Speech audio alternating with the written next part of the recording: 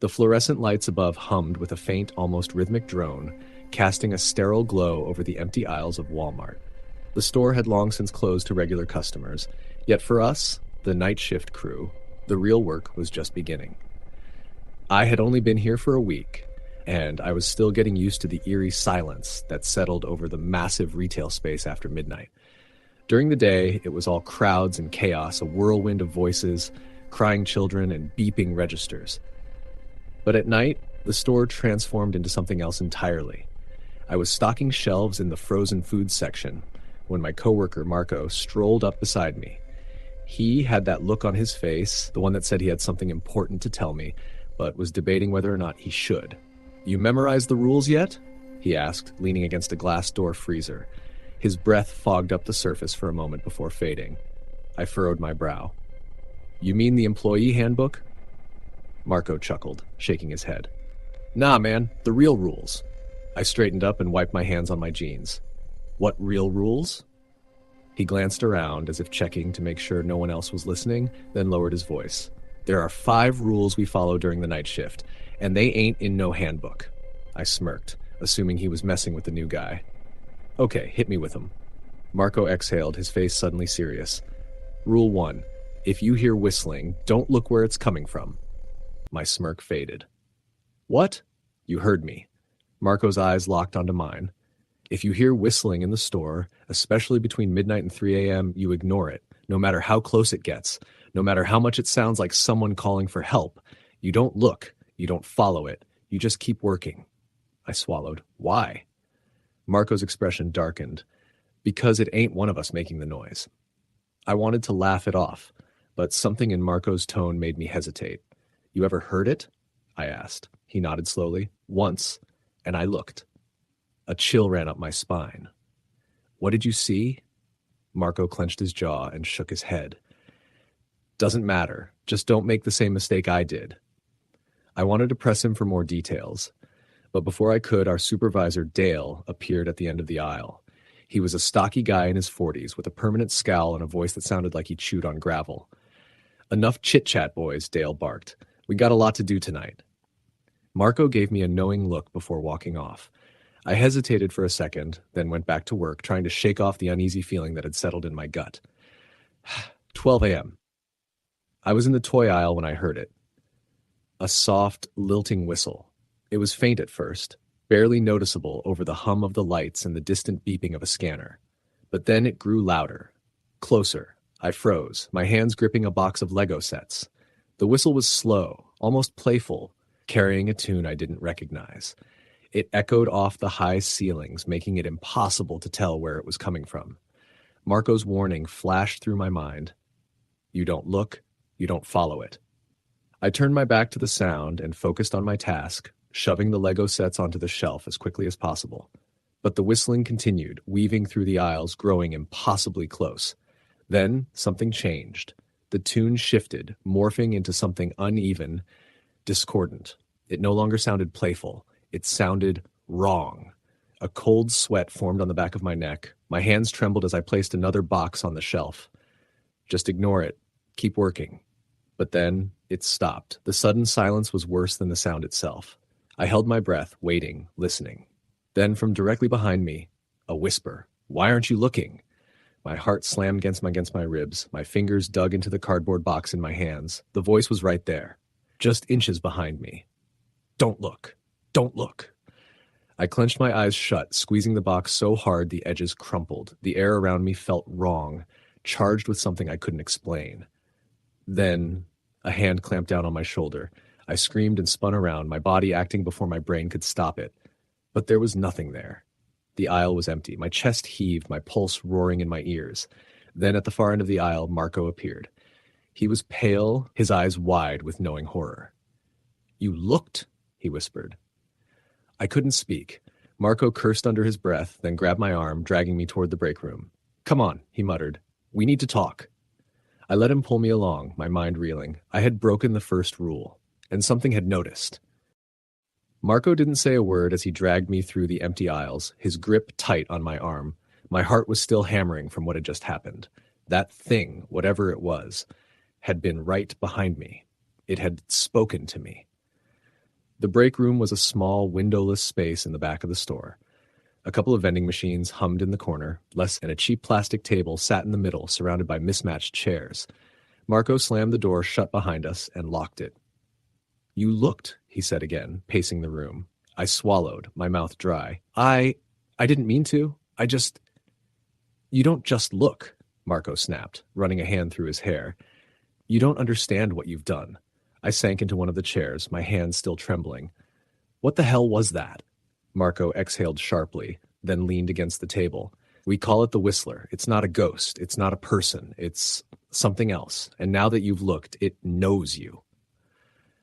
I shuddered. "What does that mean?" Marco didn't answer right away. He just stared at the floor like he was debating whether to tell me the truth. Finally, he spoke. "The first time you hear it, it's testing you. If you ignore it, it loses interest. But if you look," he trailed off, then shook his head. "It remembers you, and it doesn't forget." I felt sick. "Has anyone else looked before?" I asked hesitantly. Marco hesitated, then nodded. "Yeah, a guy named Rick, back when I first started here."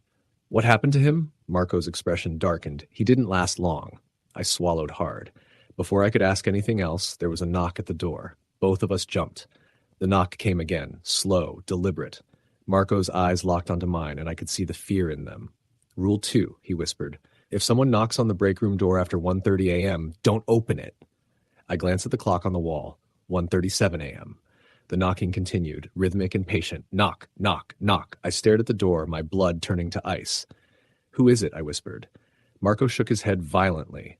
"Don't ask. Just be quiet." Knock, knock, knock. My pulse pounded in my ears. My instincts screamed at me to open the door, to check. Then a voice. "Hey, guys, it's Dale. Open up."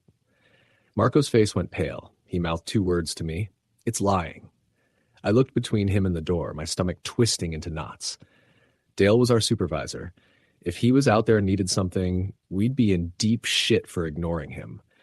But something about his voice sounded wrong. It was Dale's tone, but it wasn't quite him. The inflection was slightly off, the cadence unnatural, like something was trying to sound human but hadn't quite figured it out. Marco stayed completely still, barely even breathing. Then the voice spoke again. "Come on, guys, I need your help with something in the back." A chill crawled up my spine. The knocking resumed, harder this time, more insistent. "Knock, knock, knock." "Guys," the voice said again, irritation creeping into it. "I know you're in there." Marco reached out and turned off the lights. Instantly, the knocking stopped. Silence pressed in around us. I held my breath, waiting. Then the doorknob rattled. I clamped a hand over my mouth, my heartbeat thudding in my skull. The silence stretched on. Then, after what felt like an eternity, the voice spoke again. "See you soon." A cold dread settled in my gut. We sat in silence for several minutes, barely daring to move. When Marco finally turned the lights back on, his hands were shaking. I swallowed the lump in my throat. What the hell was that?" Marco ran a hand down his face. "I don't know. No one does, but whatever knocks on that door at night, it's not human."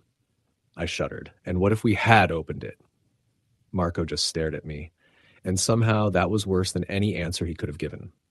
I didn't sleep after that shift. Hell, I barely blinked. Even after I made it home, locked my doors, and buried myself under the covers, I kept hearing that voice. "Hey guys, it's Dale. Open up." It was perfect, just like him, but there was something beneath it, something off. Something pretending. By the time I had to clock in the next night, my nerves were shot. I nearly jumped out of my skin when I ran into Dale in the break room. "Jesus, kid," he muttered, stirring his coffee. "You look like you got run over." I stared at him, watching the way his mouth moved when he spoke, making sure it wasn't wrong. "You knocked on the break room door last night," I said before I could stop myself. Dale frowned. "No, I didn't." A cold shiver ran through me. Marco walked in at that moment and gave me a subtle shake of his head. "Drop it." So I did. The store felt different that night. The air was heavy, thick with something I couldn't quite explain. Maybe it was just paranoia, but every time I turned a corner, I half expected to see something standing there, waiting. "Stick with me tonight," Marco said as we stocked shelves in the home goods section. "You're on their radar now." "There?" I asked. Marco just nodded grimly. I wanted to ask who they were, but honestly, I wasn't sure I wanted the answer. For a while, things were quiet. We worked in relative silence, the occasional beeping of a handheld scanner the only real sound. But at exactly 1 a.m., the intercom crackled to life. A garbled voice came through. A cleanup is needed in aisle 3. I froze.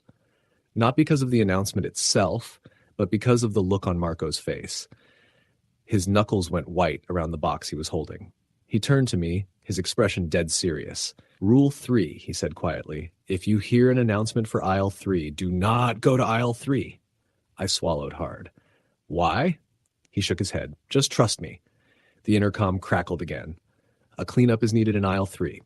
Marco grabbed my arm. Come on. We need to move. I didn't argue. We left the aisle and made our way toward the warehouse where the cameras had better coverage. As we walked, I risked a glance toward aisle 3. It was dark. The store's main lights stayed on all night, but for some reason, aisle 3 was completely shrouded in shadow. I squinted, trying to make sense of what I was seeing. The darkness wasn't just a lack of light. It was thick, like something was wrong with that part of the store. And then, something moved. A shape, just barely visible, shifting in the darkness. My blood turned to ice. The intercom crackled again. A cleanup is needed in aisle 3. The voice was different this time, not the usual automated message. It was lower, distorted. It was wrong. Something was calling us there. Marco pulled me into the warehouse, slamming the door behind us. I turned to him, my breath coming in short, panicked gasps. What the hell is in aisle 3? He rubbed his face, his jaw tight. I don't know. No one does. But every few nights that announcement plays. And if someone goes to check... He trailed off. I felt a deep, sinking dread. What happens? Marco exhaled slowly. They don't come back. I stared at him, waiting for him to say he was joking. That this was just some elaborate prank on the new guy. But he wasn't joking. And I had a terrible feeling that whatever was in aisle 3 had noticed me looking. I didn't sleep again. I couldn't stop thinking about aisle 3. The way the darkness had clung to it like something alive. The shape I had seen shifting within. Even hours later, I felt like something was watching me, like I had done something wrong just by looking. By the time I got to work the next night, I was exhausted. Marco was waiting for me near the break room, like his face grim. You good? He asked. I shook my head. No. Marco nodded like he understood. Yeah, it gets to you. Before I could ask what he meant, Dale walked by, clipboard in hand. You two, you're on returns tonight, he grunted. Get to it. Returns. That meant pushing a cart full of unwanted items back to their shelves, weaving in and out of every part of the store, including aisle 3. I glanced at Marco. He looked just as uneasy as I felt. The cart was nearly empty by the time we made it to the back of the store. The last few items were scattered across multiple aisles, so Marco and I split up. I regretted it immediately. As soon as I was alone, the store's usual silence felt heavier. Every shadow seemed darker. Every sound made my skin crawl. I kept my head down, pushing the cart faster than I probably should have. I just wanted to be done. Then over the intercom, attention, associates. We have a lost child near the electronics section. If you see him, please escort him to the front. I froze. The words themselves weren't strange, but the way they were spoken was. The voice was hollow, emotionless, like someone was reading the words instead of speaking them naturally. Attention, associates. We have a lost child near the electronics section. The same message played again. Identical. No variation, no urgency. Then Marco's voice, low and tight, came from behind me. Rule 4, he whispered. If you hear an announcement about a lost child, don't look for him. A chill ran down my spine. I turned to Marco, my throat dry. But what if there really is a lost kid? Marco just shook his head, and that's when I heard it. A small voice somewhere in the distance. Hello, can someone help me? The words echoed through the aisles, faint but clear. A child's voice, high-pitched, weak, my stomach twisted. I knew what Marco had told me, but I also knew how easy it was for kids to wander off in a store this big. Maybe we should at least check, I whispered. Marco grabbed my wrist, his grip iron tight. That's not a kid. The voice called out again, closer this time. Please, I can't find my mom. Something about the way the words were spoken sent a deep, primal fear through me. The tone was too flat.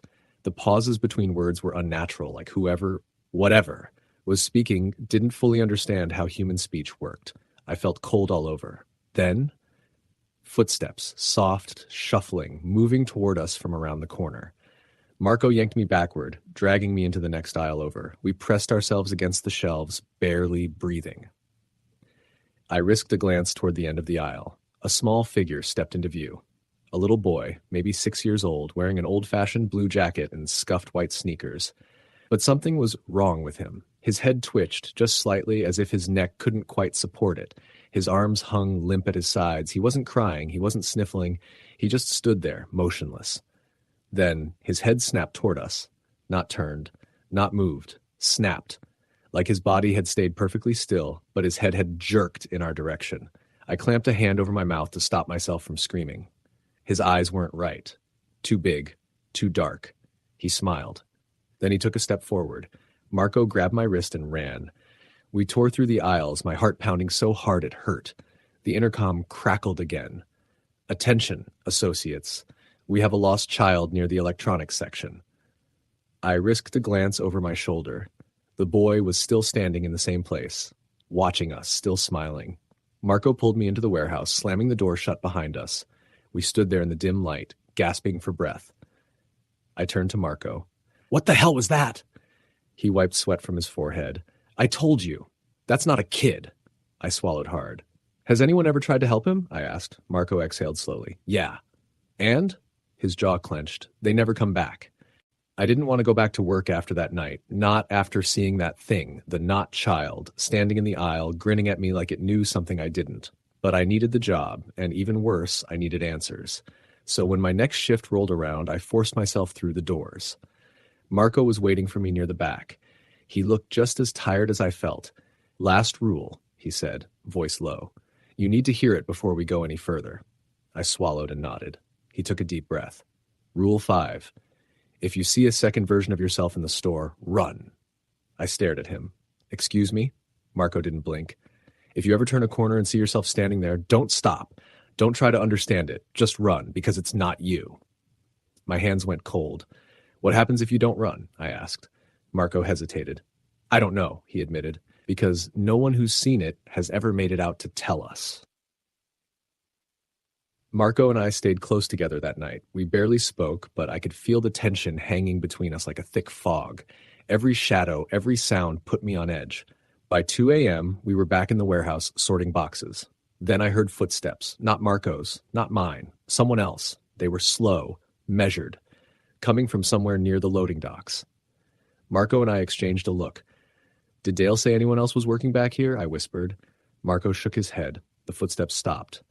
Silence. Then a voice. "Hey." I felt my stomach drop, because it was my voice, exactly my voice. I turned my head slowly, and at the far end of the warehouse, half hidden in the dim light, was me. I felt my body seize up. It was standing there, staring right at me. Same Walmart vest, same tired expression, same damn clothes. But something was wrong. It was the way he stood, too stiff, too deliberate, like he wasn't used to his own limbs. His eyes locked onto mine with a strange, eerie calm. Then he smiled. Not a normal smile, not a human smile, a slow, knowing smile, like he'd been waiting for me. Marco reacted before I did. "Run," he whispered. Then louder, "Run!" I didn't think, I just moved. We tore through the warehouse, weaving between shelves and pallets, knocking over boxes in our rush to escape. Behind us, I heard footsteps, calm, unhurried, keeping pace. And then, my own voice. "Where are you going?" I wanted to scream. We burst through the warehouse door and into the store, sprinting past aisles, past checkout lanes, toward the front doors. And that's when I saw him again, standing near the registers, waiting for me. I skidded to a stop, my breath caught in my throat. The double of me tilted his head, still smiling. Then, in a voice that was perfectly mine, he said, "You're not supposed to be here." Marco grabbed my arm and yanked me toward the employee exit. We crashed through the doors, gasping for air. And when I dared to glance back through the glass, he was gone. Aftermath. I didn't go back to work after that. Didn't even put in my 2 weeks. Marco texted me once. Smart choice. That was months ago. I tried to forget, to convince myself it was just exhaustion, paranoia, anything but what I knew it was. But sometimes, when I pass a Walmart at night, I swear I see someone inside, standing near the registers, smiling at me. I didn't step foot in a Walmart for months after that night, didn't even look at one. But it didn't matter because whatever I saw in that store, whatever followed me, hadn't stayed behind. It had come with me. Day 1, The Watcher. I moved back in with my mom after quitting. It wasn't ideal, being a grown adult crashing in his childhood bedroom, but I told myself it was just temporary. I needed time to get my head straight, time to forget. But I couldn't. The nightmares started almost immediately. I was back in the store, wandering the aisles alone. The intercom would crackle, announcing that a cleanup was needed in aisle 3. A child's voice would call out, lost and afraid. And then I would see him standing at the registers, smiling. I always woke up before he reached me. At first, I chalked it up to stress, trauma, maybe, a trick of the mind. Then I saw him when I was awake. It was subtle at first, just a shape at the corner of my vision, something standing too far down the street to make out. A shadow beneath a flickering streetlight, a reflection in a store window that shouldn't have been there. Then one night, I looked out my bedroom window, and he was standing in my yard. He was me. Standing in the grass, staring up at my window. I didn't move, didn't breathe. He just watched me. Then slowly, he smiled. The exact same knowing smile he'd given me back in the store, and then he was gone, like he'd never been there. I didn't sleep at all that night. Day 5, The Static Phone Call. By the end of the week, I was a wreck. I barely ate, barely slept. Every time I closed my eyes, I felt him watching me. Then my phone rang. It was an unknown number. Normally, I would have ignored it, but my nerves were shot and I picked up without thinking. At first, there was just static. Then, hey, my blood turned to ice. It was my voice, flat, hollow. Where are you? I hung up and threw my phone across the room. When I picked it up minutes later, the call log was empty. No record of an incoming call. Day 7. I started keeping my curtains closed, stopped going outside after dark, but it didn't matter, because at exactly 1:37 a.m., someone knocked at the front door. 3 slow, deliberate knocks. Knock, knock, knock. My body locked up. I knew that knock. It was the same one I'd heard in the Walmart break room. I sat frozen in my bed, gripping my blankets like they could protect me. Then, hey guys, it's Dale. Open up. The voice came from inside the house. Right outside my bedroom door. My blood ran cold. I squeezed my eyes shut, my breath coming in shallow gasps. I didn't move, didn't speak. Then, after what felt like hours, see you soon. The voice was right beside my bed. I didn't sleep for days after that. Day 10, Marco's warning. I was desperate, losing my mind, so I did the only thing I could think of. I called Marco. He picked up on the 3rd ring. Jesus, kid, he muttered. You sound like hell. I almost laughed. Yeah, I feel like it too. Marco didn't say anything for a moment. Then, it's still following you, isn't it? The words sent a cold, sinking feeling through me. Yeah, I whispered. Marco exhaled slowly. Listen, you need to leave. I gripped the phone tighter. Leave where? Everywhere, he said. It's latched onto you. It doesn't care about the store anymore. It wants you. And if you don't keep moving, it'll take you. The room felt smaller all of a sudden. What is it? I asked. Marco hesitated. Then, I don't know, but I know what happens when it catches someone. I swallowed. What happens? His voice was barely a whisper. You stop being you. I shivered. Marco sighed. Pack a bag. Leave tonight. Keep moving. Will that stop it? Silence. Then, no, but it might slow it down, and that was the best I was going to get. Nowhere is safe. I left that night, didn't tell my mom, didn't tell anyone, just packed a bag and started driving. But deep down, I knew no matter how far I went, no matter how fast I ran, I would never be alone again. I drove for 2 days straight, no real destination, just away. Away from my house, away from Walmart, away from whatever was following me. I barely stopped, only long enough to refuel, grab food, and keep going. I paid in cash, used different gas stations every time. It felt stupid, but I couldn't shake the feeling that if I left a trail, it would find me faster. I didn't even know if running would help. Marco had warned me it would slow it down, not stop it. But slowing it down was better than nothing. I pulled into a cheap motel off the highway that second night. It was run down, the kind of place where you don't ask questions and the front desk guy doesn't give answers. Perfect. I paid for a room, locked the door, and sat on the bed, gripping my head. I was so tired. So goddamn tired, but I was afraid to sleep. Because what if I woke up and saw myself standing in the mirror? 45 a.m., the mirror. I must have dozed off. I didn't mean to. But exhaustion hit me like a brick wall, and when I opened my eyes, the motel room was dark. A cold chill ran through me. I didn't remember turning off the light. I sat up slowly, my breath coming in short, quiet gasps. The room was silent. Still. Then something moved. I turned my head. And there it was. Not in the room, not at the door, in the mirror. It was standing inside the bathroom, just visible in the reflection. It was me. But I hadn't moved. I was still on the bed. My reflection, however, was standing in the darkened bathroom, staring at me with a slow, unnatural smile. I froze. My chest tightened. That's not me. The realization hit me like a freight train. That thing in the mirror, whatever it was watching me, studying me. And then it moved. It took a single step closer to the glass. A strange, warped whisper filled the room, low and static-filled like a broken radio. Let me out. I scrambled back, nearly falling off the bed. My reflection tilted its head, curious, amused. Then slowly, it lifted its hand and knocked on the inside of the mirror. Knock, knock, knock. A horrible coldness seeped into my bones. That sound, that same goddamn knock. I knew what came next. Hey guys, it's Dale. Open up. My own voice. Perfect. Hollow. I ran. I didn't even think. I bolted for the door, flung it open, and didn't stop moving until I was outside, panting in the cold night air. The motel was quiet, empty. Not a single car in the parking lot but mine. I turned back toward my room. The bathroom light was on. The door was open. But when I looked at the mirror, I wasn't there. The gas station clerk. I didn't go back inside. I didn't even grab my bag. I just got in my car and drove. I didn't know where I was going, only that I couldn't stay. I kept driving until I saw a gas station, the kind that stays open all night. A single employee sat behind the counter half asleep. I stumbled inside, heart pounding, hands shaking. The clerk, a girl maybe in her 20s, gave me a once-over. You okay, dude? I must have looked awful. I opened my mouth, then stopped. What the hell was I supposed to say?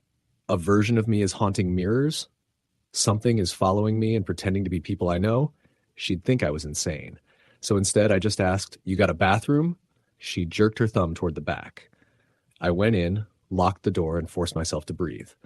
I turned toward the mirror, and this time my reflection looked normal. Tired, haunted, but normal. I ran the sink, splashed water on my face. I was losing my goddamn mind. I gripped the sides of the sink, trying to steady myself. I had to think, had to figure out my next move. But then a single horrible thought slid into my mind, something I hadn't considered before. What if the thing following me wasn't just copying me? What if it was trying to replace me? 5:03 a.m., the phone call. I left the bathroom. The girl at the counter barely looked up as I bought a bottle of water. But as I turned to leave, my phone rang. An unknown number. I stared at the screen, my hands turning clammy. The girl at the counter yawned. Aren't you going to answer? I hesitated. Then slowly I picked up. Static. Then, where are you? I knew that voice. My chest tightened because it was my mom's, but it wasn't her. The way she spoke, the flatness of it, the slight distortion, sent a deep, sickening fear through me. I squeezed the phone tighter. Mom, I whispered. A long pause. Then, come home. A cold shiver ran down my spine. I swallowed. Where are you? Another pause. Then, I'm right behind you. I spun so fast I nearly dropped the phone. But there was no one there, just the empty gas station. The girl behind the counter frowned. Dude, you good? I backed toward the door, gripping my phone like a lifeline. The static in my ear grew louder. Come home, my mother's voice repeated. But this time, underneath it, I heard something else. Something smiling. The truth is coming. I ran back to my car. I didn't know where to go. Didn't know if I could outrun this thing. But I knew one thing for certain. I wasn't just being followed anymore. It was getting closer. And if I didn't figure out how to stop it, I wouldn't be me for much longer. I didn't stop driving, didn't think, didn't breathe, just pressed my foot to the gas and sped down the empty highway, my hands shaking on the wheel. The phone call still echoed in my ears. I'm right behind you. I'd checked the back seat a dozen times, nothing. But that didn't mean I was alone, because I wasn't. It was getting closer, and I was running out of time. 6:12 a.m., the last call. I pulled into a rest stop just as the sun started rising. The parking lot was mostly empty, just a few truckers sleeping in their cabs. I parked under a flickering light and gripped my phone, debating. Marco. He'd told me to run, that it wouldn't stop, but I needed answers. I dialed his number. He picked up on the first ring. Jesus, kid, you still alive? Not for long, I muttered. Silence. Then it's close, isn't it? I swallowed. Yeah. I heard Marco sigh. All right, listen to me. There's a way to stop it, but you're not going to like it. I sat up straighter. Tell me. He hesitated. Then you have to face it. My stomach twisted. What? You can't keep running. It'll find you no matter what. But if you stand your ground, if you refuse to let it replace you, it loses. My mouth went dry. That's it? Not exactly, Marco said. It'll try to trick you, get in your head, and if you hesitate even for a second. He didn't finish, but I understood. If I failed, I wouldn't be me anymore. 7 a.m. The reflection. I stood in the rest stop bathroom, staring at my own reflection. My heart pounded so hard it hurt. I didn't know when it would happen. Didn't know if it was already in the room with me. I just knew that the moment I saw it, I couldn't flinch. Couldn't run. I had to fight. The fluorescent lights flickered, and then my reflection blinked. I hadn't. A slow, horrible grin spread across the face in the mirror. My breath caught in my throat. You're tired, aren't you? It whispered. My chest tightened. Just let go. I clenched my fists. It tilted its head, watching me, studying me. Then it stepped forward, and for the first time, its foot touched the outside of the mirror. I felt ice creep into my bones. It was crossing over. But I stood my ground. Not today, I whispered. It stopped. Its expression faltered. Then, slowly, it started to glitch. Its face twitched, eyes distorting, mouth warping in and out of shape. It took another step, and I reached forward. I grabbed it. The moment my hand touched its arm, a horrible screech filled the air. It wasn't real. It wasn't me, and it knew it. It thrashed, snarling, whispering in my voice, "Let me in." I gritted my teeth. "Go to hell." Then I shoved it back into the mirror. It screamed. The glass rippled like water, and then it was gone. The reflection was just that again, a normal mirror. I staggered back, my whole body shaking. It was over. I had won. The aftermath, I don't know what happened to it. Maybe it found someone else. Maybe it was trapped forever, but it never came back. I left the rest stop that morning, drove until I found a new city, a new life, and I never stepped into a Walmart after dark again. Because now I knew the truth. The rules weren't just for that store. They were a warning. And I was lucky I'd listened.